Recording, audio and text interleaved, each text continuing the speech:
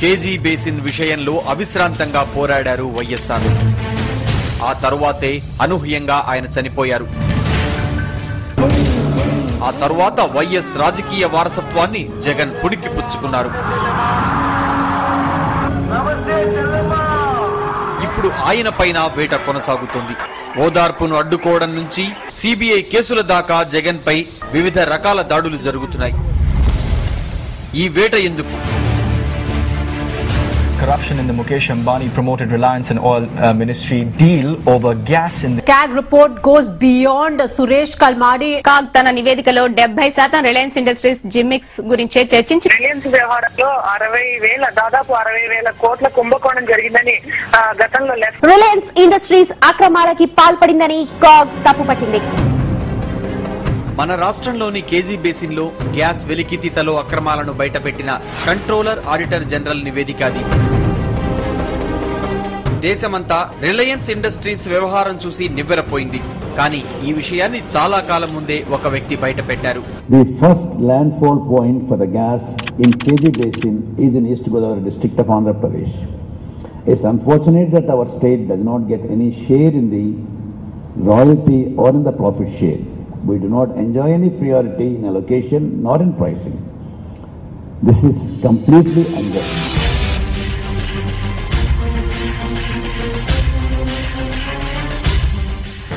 YS Rajasekhar Reddy KG basin అవకతవకల విషయంలో పలుసార్లు ప్రధానమంత్రిని కూడా కలుసుకున్నారు. నిజానికి కేజీ బేసిన్ ఒప్పందంలో మాజీ ముఖ్యమంత్రి చంద్రబాబు నాయుడు ప్రమేయం కూడా ఉందన్న ఆరోపణలున్నాయి. అందుకే ఈనాడు పత్రిక ఆర్థిక ఇబ్బందుల్లో ఉన్నప్పుడు నిమేష్ కంపెనీ ద్వారా అంబానీలు ఇన్వెస్ట్ చేసి ఈనాడు సంస్థలను గట్టెక్కించారు. 1800 కోట్ల నష్టాల్లో ఉన్నటువంటి రామోజీ గ్రూప్స్ కు మరి ఏ విధంగా 100 రూపాయల షేర్ వాల్యూ ఉండేదాన్ని 5 లక్షల రూపాయల షేర్ వాల్యూ పెట్టి ఏ విధంగా నిలేష్ కంపెనీ వాళ్ళు తీసుకుంటారో అది కూడా మరి ఆయన పేపర్లో అది కూడా రాసుకుంటే బాగుంటుంది.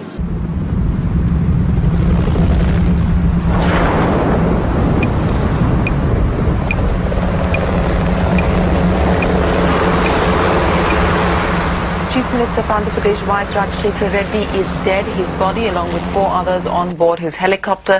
बुरी खबर आई कि आंध्र प्रदेश के मुख्यमंत्री वाईएस राजशेखर रेड्डी नहीं रहे. Breaking news: Times House video journalist Jay Prakash reached ground zero.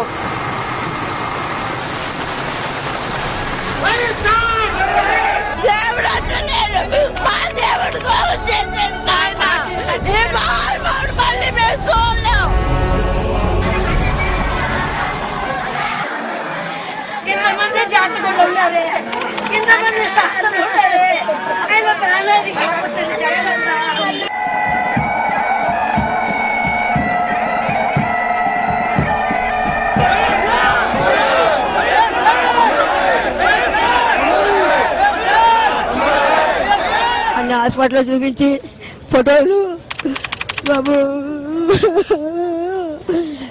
Photo ఇచ్చాడు.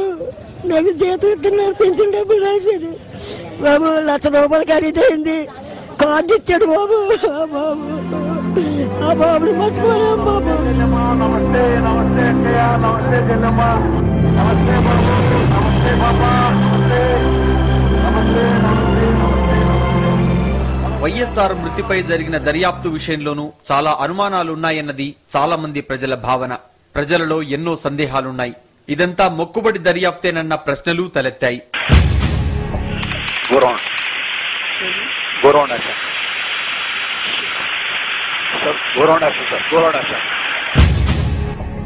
హెలికాప్టర్ కూలిపోయే 6 నిమిషాల ముందు ఇద్దరు కో పైలట్ గాని పైలట్ గాని ఇద్దరు కూడా మాన్యువల్స్ ని తిరిగేస్తూ ఏ బటన్ నొక్కాలో తెలియక కంగారులో అన్ని బటన్లు నొక్కేయటం వల్ల హెలికాప్టర్ కూలిపోయిందని చెప్తున్నారు. ఇది సరైనటువంటి రిపోర్ట్ అని నేనైతే అనుకోవటం లేదు.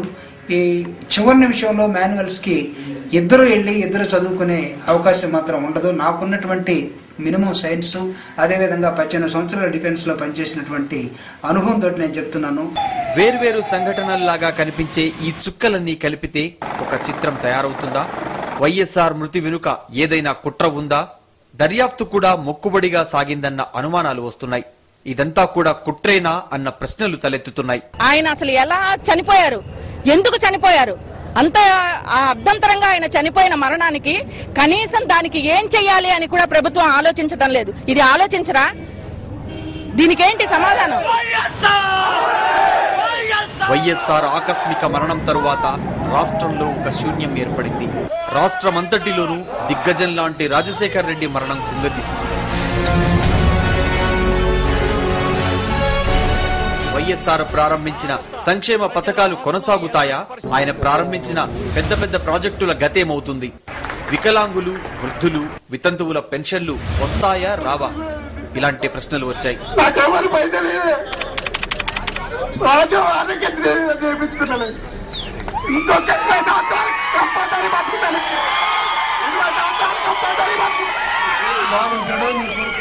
నా కొడుకు ఇంకో చిన్న కొడుకు సంవత్సరన్నారా ఆడు పండుకున్నాడు తీసుకొచ్చామని వాళ్ళు కూడా లేదు. Thank you sir.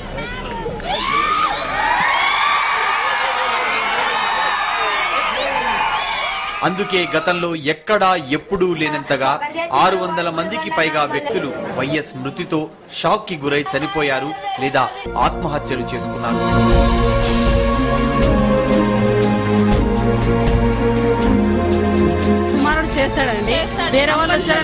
ఈ పరిస్థితిలోనే వైఎస్ కుమారుడు జగన్ ప్రజలకు ఒక ఆశా కిరణంలా కనిపించారు.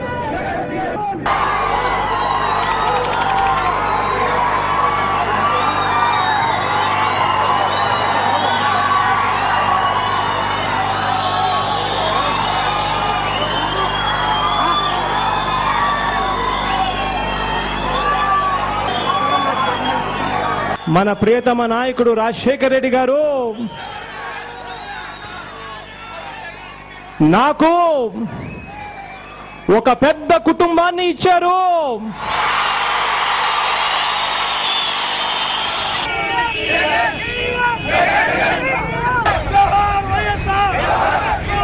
కాంగ్రెస్ ఎమ్మెల్యేలలో అత్యధిక శాతం జగన్ ముఖ్యమంత్రి కావాలని సంతకాలు కూడా పెట్టారు. జగనే దీనికి సరిపోయినటువంటి వ్యక్తి. వైఎస్ జగన్ వస్తేనే ఖచ్చితంగా జగన్ గారికి ఇస్తేనే అటువంటి మళ్ళీ వైఎస్ జగన్మోహన్ రెడ్డి అని చెప్పి మేమందరం వైఎస్ జగన్మోహన్ రెడ్డి గారే ముఖ్యమంత్రి కావాలని చెప్పి జగన్మోహన్ రెడ్డి గారిని సీఎం గా ఎన్నిక చేయాల్సిన జగన్ గారిని ముఖ్యమంత్రి చేయాలని జగన్మోహన్ రెడ్డి నా స్థానంలో సీఎం గా ఆయన ఆత్మకు శాంతి కలగాలంటే ఆయన వారసులైనటువంటి YS Jaganmohan Reddy YS Jagan CM కావాలి. వైఎస్ జగన్మోహన్ రెడ్డి ఏనాడైతే ఈ రాష్ట్ర ముఖ్యమంత్రి వారి తనయుడు జగన్ ధారణ అవుతుందన్న ఇంత మద్దతు ఉన్నా జగన్ స్వయంగా సీనియర్ కాంగ్రెస్ నేత రోసయ్య పేరునే ముఖ్యమంత్రిగా ప్రతిపాదించారు. కానీ క్రమేపీ వైఎస్ జగన్ ను అడ్డుకునే ప్రయత్నాలు మొదలయ్యాయి. కానీ వైఎస్ఆర్ వల్లే రాజకీయంగా ఎదిగిన వారు, ఆయన వల్లే రాజకీయాల్లో స్థానం సంపాదించుకున్న వారు అటు వైఎస్ ను ఇటు జగన్ ను విమర్శించడం మొదలుపెట్టారు. ఇదే సమయంలో ప్రజలకు ఇచ్చిన వాగ్దానం మేరకు జగన్ ఓదార్పు యాత్రను చేపట్టారు.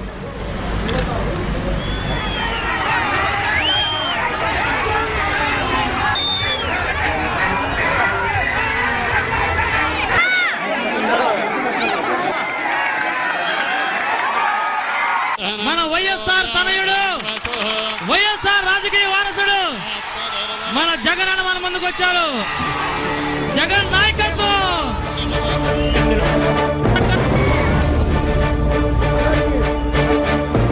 మొదట్లో ఓదార్పు యాత్రల్లో కాంగ్రెస్ నాయకులందరూ పాల్గొన్నారు. జగన్ తో పాటు కలిసి పర్యటనలు చేశారు, ప్రసంగించారు.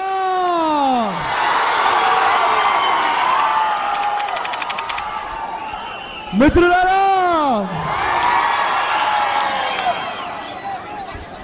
అక్క చెల్లెళ్ళారా,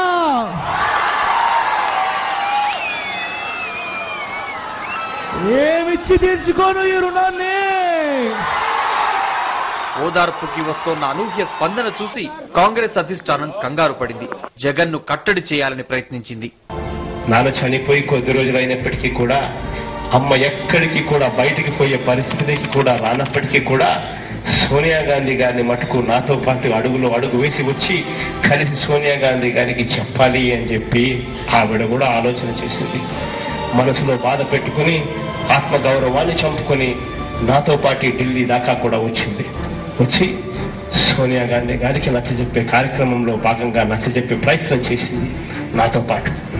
ఎంత చెప్పినా కూడా ఆవిడకు మనం చెప్పే మాటలు ఎక్కనే. ఇక ఓదార్పును అడ్డుకునే యత్నాలు మొదలయ్యాయి. కాంగ్రెస్ పార్టీ ఏ ఆదేశం ఇచ్చిందో ఆ ఆదేశాన్ని మనందరం కూడా గౌరవించవలసినటువంటి బాధ్యత ఉన్నది. కాంగ్రెస్ పార్టీలో ఉన్నటువంటి ప్రతి ఒక్కరూ కూడా క్రమశిక్షణతో బాధ్యతంగా వ్యవహరించాలి అని సూచించింది. అడుగడుగున ఆటంకాలు మొదలయ్యాయి. వరంగల్లో ఓదార్పు యాత్ర కోసం బయలుదేరుతుండగా జగన్ ను అరెస్ట్ చేశారు.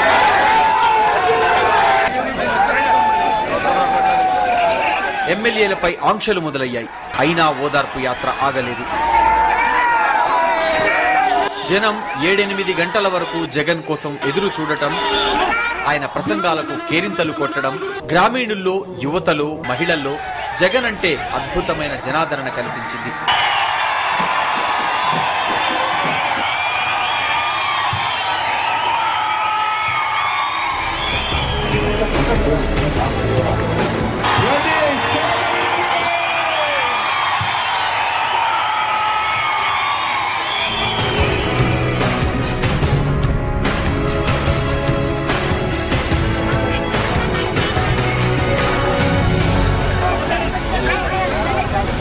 క్షేత్రస్థాయి కార్యకర్తలు జగన్ వెంట నిలిచారు. దీంతో ఆయన పార్టీలో నుంచి వెళ్లేలా కుట్రలు మొదలయ్యాయి. చివరికి జగన్ కు కాంగ్రెస్ నుంచి బయటకు రాక తప్పలేదు.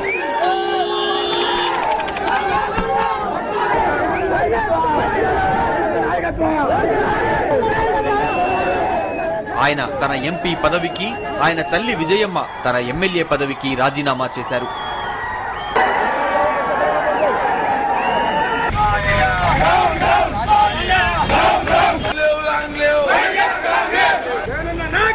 బయటకు వచ్చాక ఆయన వైఎస్ఆర్ కాంగ్రెస్ పార్టీని ఏర్పాటు చేశారు.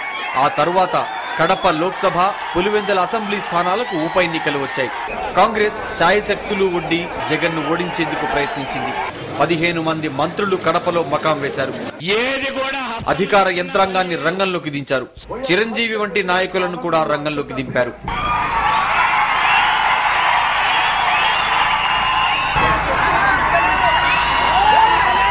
అంతేకాదు, రాష్ట్రంలో అధికార ప్రతిపక్షాలు కుమ్మక్కై జగన్మోహన్ రెడ్డి పేరున్న 10 మందితో, విజయమ్మ పేరున్న 6గురితో నామినేషన్లు కూడా వేయించారు.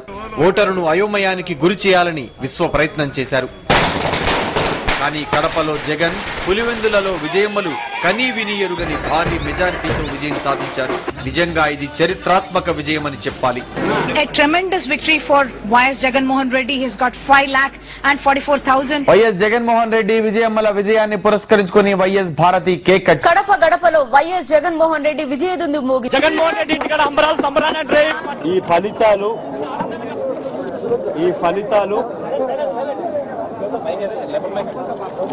రాష్ట్రంలో జరగబోయే మార్పుకు నాంది పలికే.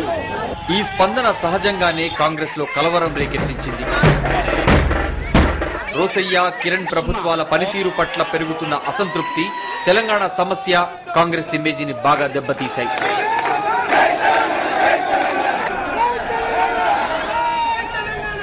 దీంతో కాంగ్రెస్ మరింత కంగారు పడింది.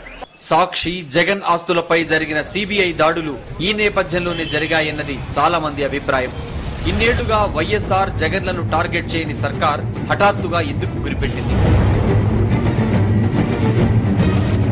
ఇంత హడావిడిగా సిబిఐ ఎందుకు దర్యాప్తు మొదలుపెట్టింది?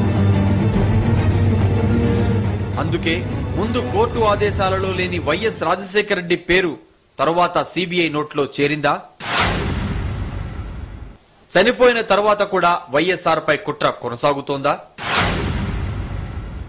కాంగ్రెస్ పార్టీ, ప్రభుత్వం ఈ విషయంలో వ్యవహరిస్తున్న తీరు పలు రకాల అనుమానాలకు తావిస్తోంది. ఎక్కడే గాని ఎఫ్ఐఆర్లు నాకు తెలిసి రాజశేఖర్ రెడ్డి పేరు లేదు. ఎఫ్ఐఆర్ మీరు చూడండి, ఎఫ్ఐఆర్ లో ఉన్నదంతా రెడ్ పిటిషన్ లో ఉన్న మెటీరియలే. మేమేది దాంట్లో ఇది చేసింది ఏమీ లేదు.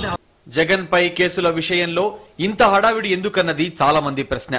పార్టీలో ఉన్నంత వరకు మాట్లాడని వారు ఇప్పుడెందుకు టార్గెట్ చేస్తున్నారు? కాగ్ రిపోర్టులో పేర్కొన్న రిలయన్స్ అక్రమాలపై ఏ రాజకీయ పార్టీ ఎందుకు నోరు విప్పడం లేదు? రిలయన్స్, కేజీ బేసిన్ అవకతవకలపై ఎలాంటి ఇన్వెస్టిగేషన్ ఎందుకు జరపడం లేదు? ఒక్క జగన్ పైనే ఇన్ని వైపుల నుంచి దాడి చేయడం వెనుక కుట్ర లేదా? కాంగ్రెస్ పార్టీ, కాంగ్రెస్ ప్రభుత్వం తన తప్పిదాలను కప్పిపుచ్చుకునేందుకే జగన్ పై వేటను మొదలుపెట్టిందా? జగన్ పట్ల నానాటికి పెరుగుతున్న జనాదరణ చూసి ఈ వేట మొదలుపెట్టిందా? ఈ వేట వల్ల కాంగ్రెస్ కి ఏదైనా లాభం ఉంటుందా? జగన్ ని టార్గెట్ చేయడం కాంగ్రెస్ కు అనుకూలిస్తుందా?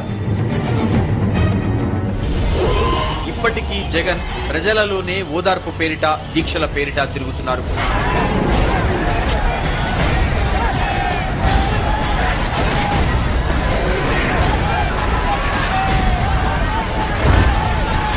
ఆయనకు లభిస్తున్న స్పందనలో ఎలాంటి తగ్గుదల లేదన్నది స్పష్టంగా కనిపిస్తోంది.